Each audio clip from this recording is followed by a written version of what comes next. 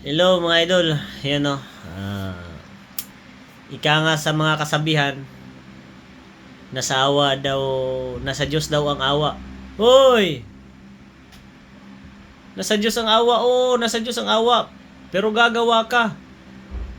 Paano ka kaawaan ng Diyos? Kung nakahilata ka lang, patamad-tamad ka. Sige nga, may magbibigay ba? Wala. Kaya magtrabaho ka, magsipag ka. Magsipag ka. Kailangan magsipag para makuha ang gusto, no? Makuha ang gusto mo. Pagsikapan, sakripisyo ang pinakadabis. At saka samahan mo ng dasal. Kasi walang saysay ang lahat kung walang dasal dyan sa buhay at sa puso mo. Kahit saan ka man naroon, kahit saan ka man mapunta, siya lagi mong kasama. Kaya mga idol, tandaan nyo,